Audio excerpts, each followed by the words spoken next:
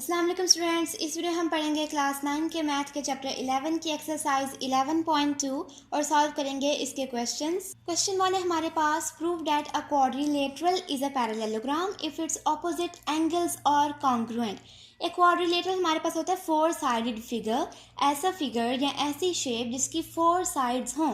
हमने प्रूव करना है कि एक ऐसा फिगर जिसकी फोर साइड्स हों वो पैरेललोग्राम होगा अगर उसकी ऑपोजिट एंगल्स कॉन्ग्रुएंट होंगी या अगर उसके डायगोनल्स एक दूसरे को बाइसेक्ट करेंगे।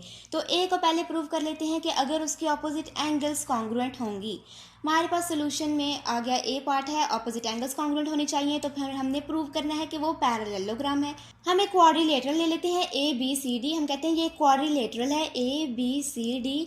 इसमें हमारे पास ऑपोजिट एंगल्स कॉन्ग्रुएंट है, यानी angle B is congruent to angle D या measure angle B is equal to measure angle D और इसी तरह measure angle A is equal to measure angle C. ये हमने लिख लिया क्योंकि हमारे पास क्या कंडीशन है कि ऑपोजिट एंगल्स इसकी कॉन्ग्रुएंट होनी चाहिए। मेजर अगर हम लिखते हैं साथ में तो इक्वल का साइन लगा देंगे। टू प्रूव हमने करना है कि ए बी सी डी एक पैरेललोग्राम है। तो यहाँ पे स्टेटमेंट्स और रीजंस देखते हैं। पहली स्टेटमेंट हम लिखेंगे कि एंगल ए और एंगल सी आपस में इक्वल है, इसे 1 का नाम दिया, ये हमारे पास गिवन है। दूसरी हम लिखते हैं कि एंगल बी और एंगल डी भी आपस में इक्वल है, इसे 2 का नाम दिया और ये भी हमारे पास गिवन है। अब हम कहते हैं कि अगर हम angle A plus angle B plus angle C plus angle D यानी इस पैरेललोग्राम की सारी इंटीरियर एंगल्स को ऐड करते हैं तो हमारे पास 360 डिग्रीज आता है। इसकी रीज़न क्या है? Angles of a quadrilateral. तो इसकी रीज़न आप डिटेल में लिख सकते हैं, the sum of angles of quadrilateral is equal to 360 degrees. एक क्वाड्रिलेटरल के जितनी भी इंटीरियर एंगल्स का सम लिया जाए उनका सम इक्वल होगा 360 डिग्रीज के। अब हम यहाँ पर एक चेंजिंग कर देते हैं। हमें पता है कि एंगल बी और एंगल डी आपस में इक्वल हैं, तो एंगल डी की जगह भी हम एंगल बी ही पुट कर देंगे तो एक ही बात हो जाएगी। इसी तरह एंगल ए और एंगल सी इक्वल हैं, तो एंगल सी की जगह हम एंगल ए भी लिख सकते हैं क्योंकि दोनों आपस में इक्वल हैं। तो हमने ये लिख दिया अब यहाँ पे कि angle A plus angle B plus angle A plus angle B is equal to 360 degrees. और यहाँ पे ये कहाँ से आया? इसकी रीज़न आ जाएगी फ्रॉम 1 एंड 2। 1 एंड 2 में हमने कहा था कि ए जो है सी के इक्वल है और बी जो है डी के इक्वल है, इसलिए हमने यहाँ पे सी की जगह ए पुट कर लिया और डी की जगह बी पुट कर लिया। अब यहाँ पे हम ए और ए को ऐड करेंगे तो 2 टाइम्स मेजर एंगल ए आ जाएगा plus 2 times measure angle B आ जाएगा। जब बी और बी ऐड होंगे इज इक्वल टू 360 डिग्रीज। तो ये सिंपली यहाँ पर ऐड हो गए। फिर हम कहते हैं therefore angle A plus angle B is equal to 180 degrees. क्या किया इन्होंने? यहाँ पे 2 कॉमन ले लिया, ठीक है, दोनों से 2 कॉमन ले लेंगे तो हमारे पास आ जाएगा angle A plus angle B is equal to 360 degrees. 2 जो कॉमन लिया है वो मल्टीप्लाई हो रहा है angle A plus angle B से, तो वो 360 से दूसरी साइड पे जाकर डिवाइड हो जाएगा। 180 डिग्री 360 डिग्रीज डिवाइड बाई 2 आएगा 180 डिग्रीज। तो इन दोनों का ये जो 2 कॉमन निकला था ये कट हो जाएगा यहाँ पे 360 डिग्री से और ये बन जाएगा 180 डिग्रीज। अब हमारे पास क्या आ जाता है? Angle A plus angle B is equal to 180 degrees solve करके। 180 डिग्रीज़ या 0 डिग्रीज़ जब हमारे पास हो तो इसका मतलब होता है कि हमारे पास ये साइड्स पैरेलल हैं। तो यहाँ पे अगर ये 180 डिग्रीज़ आ रहा है तो हम ये कह सकते हैं therefore A D is parallel to B C. A D और बी सी आपस में पैरेलल हैं। इसका आ जाएगा हमारे पास reason sum of internal angles, ये हमारे पास 180 डिग्रीज़ आया था। अब यहाँ पे देखें ए और बी को हम ऐड करते हैं 180 डिग्रीज़ आता है।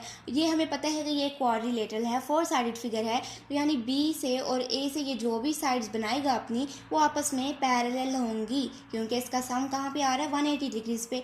Similarly it can be proved. इसी तरह हम प्रूव कर सकते हैं कि ए बी पैरेलल होगा सी डी के, और अगर हम इस तरह प्रूव कर लेंगे कि ए बी पैरेलल है सी डी के तो hence A B C D is a parallelogram. इसका मतलब है ए बी सी डी जो हमारे पास फिगर है क्वाड्रिलेटरल गिवन है ये एक पैरेललोग्राम है और हमारे पास प्रूव हो गया।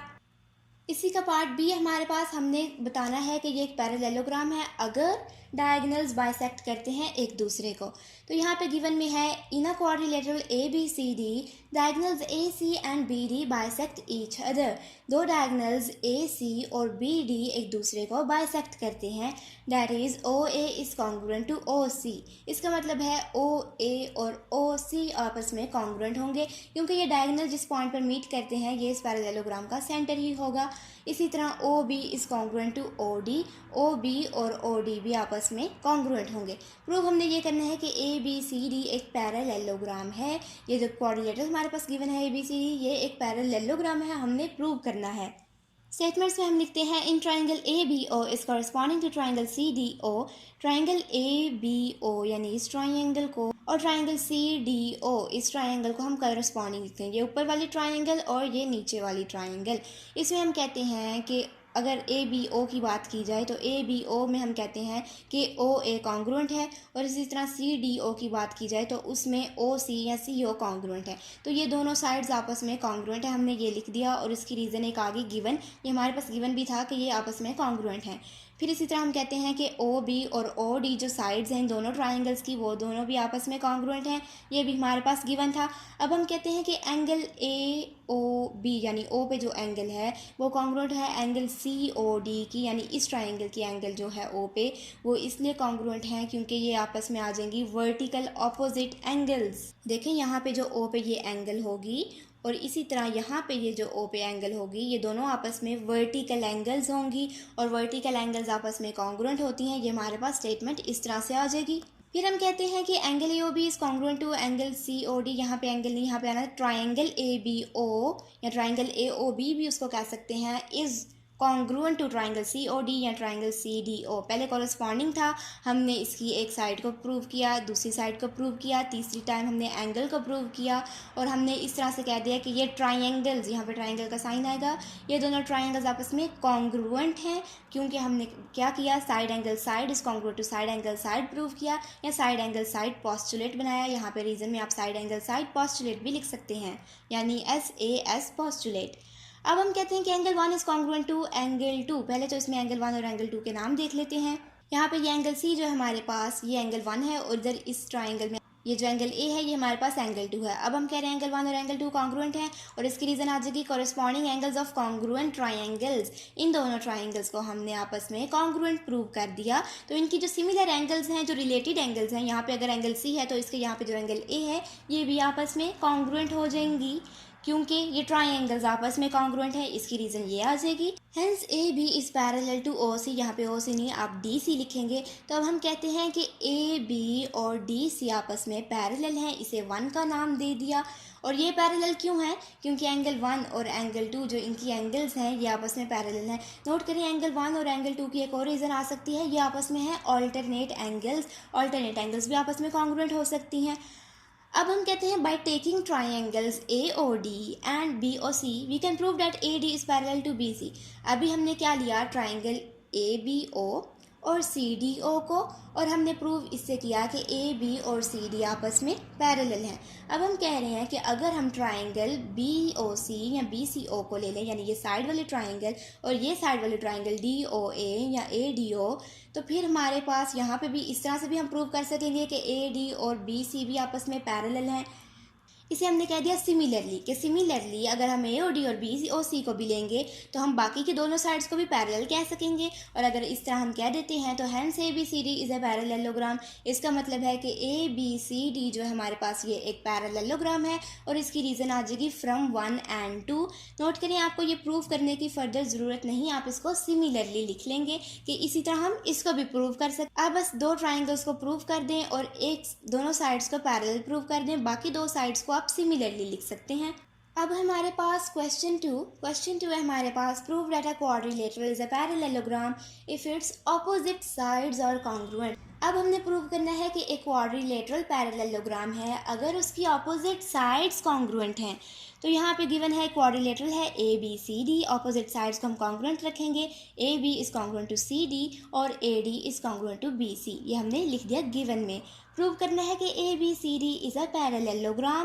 कंस्ट्रक्शन है join B to D, B को डी से जॉइन कर देंगे, ये एक इसका डायगोनल बन जाएगा। स्टेटमेंट्स देखते हैं। स्टेटमेंट्स में कंसिडर कर रहे हैं हम ट्राइंगल ए बी डी और सी बी डी को, ठीक है। ए बी डी यानी इस हाफ ट्राइंगल को और सी बी डी इस ट्राइंगल को हम कॉरस्पॉन्डिंग देख रहे हैं। हम कहते हैं A D is congruent to C B, ये हमारे पास आ जाएगा गिवन।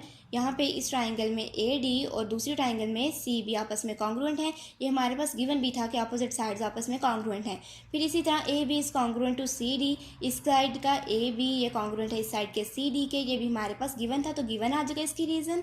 फिर B D is congruent to B D, इन दोनों का जो डायगनल है वो बी डी और ये दोनों में कॉमन है तो ये इक्वल ही होगा, तो दोनों का बी डी आपस में सेम है, कॉमन है, इसलिए B D is congruent to B D. Therefore angle A B D is congruent to angle C D B. इस वजह से एंगल ए बी डी और एंगल सी डी बी आपस में कॉन्ग्रुएंट हो गई। यहाँ पे एंगल नहीं ट्राइंगल्स आ जाएगा, तो हमने ट्राइंगल्स को कॉन्ग्रुएंट प्रूव कर दिया कि triangle A B D is congruent to triangle C D B. वो किस तरह, हमारे पास हमने ये पहले ये दोनों ट्राइंगल्स कॉरस्पॉन्डिंग ली, हमने इनकी तीनों साइड्स को कॉन्ग्रुएंट प्रूव किया, तो ये ट्राइंगल्स को भी आपस में कॉन्ग्रुएंट प्रूव कर देगा। वो इस तरह से हमने किया। यहाँ पे साइड एंगल साइड नहीं, side side side is congruent to side side side, यानी S S S is congruent to S S S आएगा कि हमने तीनों साइड्स को आपस में कॉन्ग्रुएंट प्रूव कर दिया। हमने तो किसी एंगल को प्रूव नहीं किया, इसलिए ए को आप नहीं यूज़ करेंगे। इसको आप ये भी लिख सकते हैं एस एस एस पोस्टुलेट, यानी साइड साइड साइड पोस्टुलेट। अब हम कहते हैं कि angle 1 is congruent to angle 2, और वो हमारे पास क्या है कि एंगल ए बी डी। देखिए एंगल 2 हमारे पास क्या है, एंगल ए बी डी जो है ये एंगल 2 है। एंगल 1 क्या है, एंगल सी डी बी। तो अब आप ये वाला लिखेंगे कि angle A B D is congruent to angle C D B, या आप ये नहीं लिखते तो इसको सिंपली लिख सकते हैं कि angle 1 is congruent to angle 2। अगर आप अपने फिगर में यहाँ पर एंगल 1 और यहीं पर एंगल 2 लोकेट करते हैं, तो हमने इसे लिखा और कहा, इसे 1 का नाम दिया और इसकी रीज़न आगे corresponding angles of congruent triangles. Note करें ये दोनों ट्राइंगल्स कॉन्ग्रुएंट प्रूव हो गई। इसकी एक एंगल है ए बी डी ट्राइंगल की 2 और इसी तरह सी बी डी ट्राइंगल की एंगल है 1, तो ये आपस में इक्वल हो जाएंगी क्योंकि ये कॉरस्पॉन्डिंग यानी सिमिलर एंगल्स हैं कॉन्ग्रुएंट ट्राइंगल्स की। इसकी एक और रीज़न आ सकती है अल्टरनेट एंगल्स, एक ही लाइन, ठीक है, यहाँ पे अगर ये एक ही लाइन है इसकी इस साइड पे, ठीक है, 2 एंगल है, तो इसी लाइन से आगे जाके अगर दूसरी ऑपोजिट साइड पे 1 आ रही है तो इसका मतलब है ये आपस में अल्टरनेट एंगल्स हैं। इस तरह से होती हैं हमारे पास अल्टरनेट एंगल्स। अब हम कहते हैं एंगल 4 और एंगल 3 भी आपस में कॉन्ग्रुएंट है और इसकी रीज़न भी हम लिख रहे हैं अल्टरनेट एंगल्स। 1 की रीज़न भी में भी लिख सकते हैं अल्टरनेट एंगल्स और 2 की रीज़न में भी लिख रहे हैं अल्टरनेट एंगल्स। 4 और एंगल 3 हमारे पास क्या है, इसकी यहाँ पे ये 4 है और यहाँ पे ये 3 है, ये भी आपस में अल्टरनेट एंगल्स हैं। ये अगर लाइन जा रही है और इस लाइन की यहाँ पे राइट साइड पे 3 है और इस लाइन से आगे जाके लेफ्ट साइड पे 4 एंगल है, ये आपस में अल्टरनेट एंगल्स होंगी और इसकी रीज़न ये भी हो सकती है। अब हम कहते हैं hence A B is parallel to D C. A B और डी सी आपस में पैरेलल हैं क्योंकि ये अल्टरनेट एंगल्स आपस में हमने कॉन्ग्रुएंट प्रूव की। इसको हम लिख सकते हैं from 1 and 2 and B C is parallel to A D. B C और ए डी भी आपस में पैरेलल होंगे, ये हमने प्रूव किया एंगल 4 और एंगल 3 से। फ्रॉम 2, ये फ्रॉम 1 था और ये फ्रॉम 2, ये इसकी रीज़न आ जाएगी फ्रॉम 1 अल्टरनेट एंगल्स। अगर अल्टरनेट एंगल्स होती हैं हमारे पास तो उसकी जो साइड्स होती हैं वो पैरेलल प्रूव हो जाती हैं। इसी तरह इसकी रीज़न में आ जाएगा 2 या यूजिंग 2 अल्टरनेट एंगल्स। तो यहाँ पे अल्टरनेट एंगल्स या 2 को स्टेटमेंट को हम यूज़ करें जो कि ये स्टेटमेंट थी, इस वजह से बी सी और ए डी भी पैरेलल हैं। अगर ये दोनों स्टेटमेंट्स हमारे पास पैरेलल प्रूव कर रही हैं चारों साइड्स को, तो हमारे पास ये प्रूव हो गया कि A B C D is a parallelogram. उम्मीद है ये एक्सरसाइज क्लियर है। अगर कोई भी कन्फ्यूजन है या कोई क्वेश्चन पूछना है तो कमेंट्स में ज़रूर पूछिए।